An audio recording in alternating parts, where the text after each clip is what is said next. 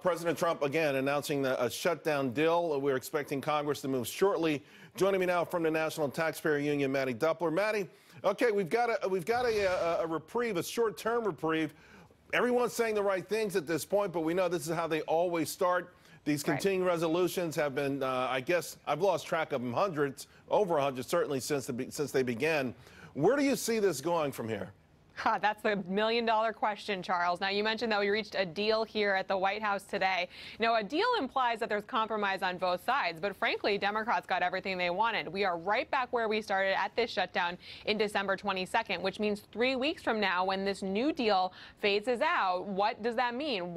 Who has a new point of leverage there? I'm not sure that the president is going to be able to get the Democrats to accede to any terms that he has laid out for them. Now, I thought that Senator Schumer's comments were interesting because he really did strike a conciliatory tone. So what I think you can impart from that is that he is certainly going to claim any amount of border security that is not a wall as a win for Democrats, and Republicans, frankly, are going to be in a hard position to not have to say the same thing. Well, and perhaps anticipating that, President Trump just said from the Rose Garden that it's not medieval. He's looking for something smart, still, see-through, sensors, monitors, and even including drones. And to your point, I picked up on what Senator Schumer said as well, and we're starting this off, I think, in the right place. Democrats certainly can take a victory lap right now, but the ball is in their court. President Trump tried to compromise. They rejected it. He's reopened the government.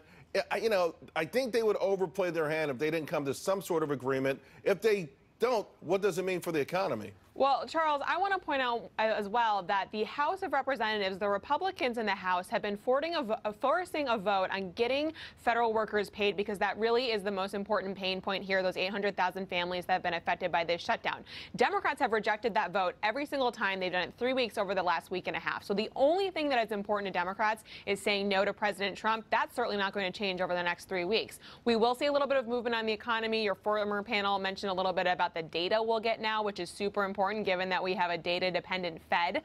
But moving into this month, next week we'll have jobs reports from January. The president will certainly be watching whether or not the economy continues to grind along despite this shutdown. He certainly wants to avoid the long-term effects of a government shutdown and what that could do to what was a robust economy. You know, if we didn't have this news, I would have had a segment today on Walmart paying truck drivers $90,000, on Whole Foods advertising for warehouse workers $16 an hour. That would have been what I wanted to talk about today. Right. So you talk about the economy. The last initial jobless claims was the lowest number since 1969. It feels like it's still been chugging along pretty good.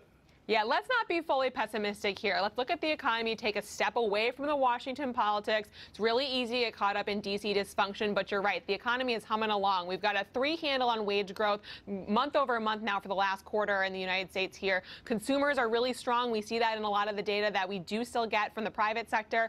And we're looking at employment being as tight as it's ever been. That's why you've got truck drivers earning $90K right off the bat for a job. That's a good environment for the American economy and for the American consumer. The question, of course, is whether or not public policy and politics here in Washington, D.C. undermine that. You know, it's interesting. It's not just a 3 handle for 3 months in a row, but non-supervisor workers, their rate of pay increases have been faster than supervisors, and it's the first time in 4 years, I think, that I've seen that happen.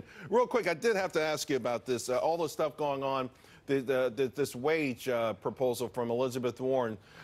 Listen, taxing the rich is going to be a 2020 campaign issue. It's extraordinarily popular. It crosses all the aisles, ideological, racial, geographic, you know, but the idea of taxing someone's assets, their wealth, that's scary stuff.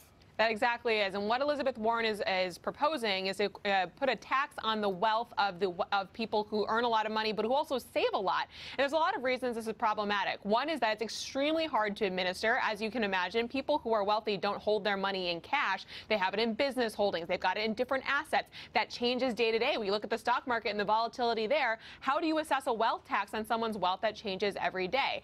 In fact, the 12 countries that had this wealth tax in place in 1990 we're now down to only 4. before because countries simply can't administer it. So for one politician to say the silver bullet is something that requires a huge administrative state to apply, I'd be a little skeptical of those claims coming from Elizabeth Warren. Yeah, the claims and the economic side of it. The political side of it, I don't know. It plays very well in Des Moines and other places now. Mattie, thank you very much. Folks, the Dow's up 187 points. We're about 100 points higher